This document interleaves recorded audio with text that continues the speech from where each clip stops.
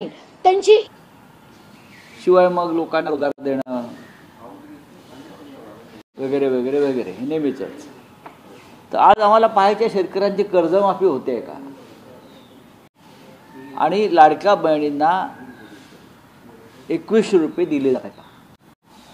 कारण ह्या दोन संकल्पावरच त्यांनी मतं विकत घेण्याचा प्रयत्न केला. महिलांची, बहिणींची, कष्टकऱ्यांची. पण ज्या पद्धतीचं आर्थिक अहवाल, आर्थिक पाहणी अहवाल जो महाराष्ट्राचा आलेला आहे की महाराष्ट्र कसा कर्जाच्या ओझ्याखाली तडफडतो आहे, महाराष्ट्राची आर्थिक परिस्थिती किती गंभीर आहे, त्याच्यामुळे आम्हाला एक चिंता आहे या राज्याच्या आर्थिक स्थितीची.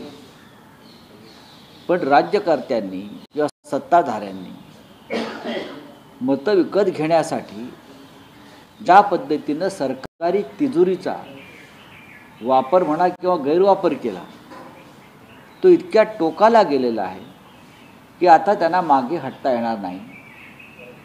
ज्या घोषणांवर तुम्ही मतं विकत घेतली त्या घोषणा तुम्हाला या अर्थसंकल्पात पूर्ण कराव्या लागतील, एवढंच मला म्हणायचं.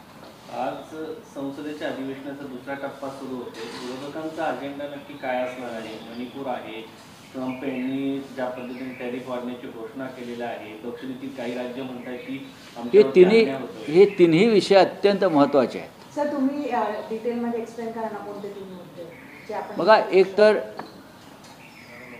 सगळ्यात मुद्दा आमच्यासाठी जो आहे तो म्हणजे ट्रम्प यांनी ज्या पद्धतीनं भारतीय पंतप्रधानांचा अपमान केला, जरी ते नरेंद्र मोदी असले तरी ज्या पद्धतीनं त्याने भारतीय पंतप्रधानांना व्हाईट हाऊसमध्ये अपमानित केलं, हा एक मुद्दा अत्यंत गंभीर आहे.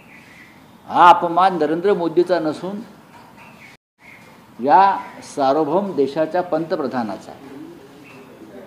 व्हाईट हाऊसमधली एक ॲडिशनल सेक्रेटरी प्रधानमंत्र्यांचं स्वागत करायला बाहेर येते आणि आमच्यापेक्षा जी लहान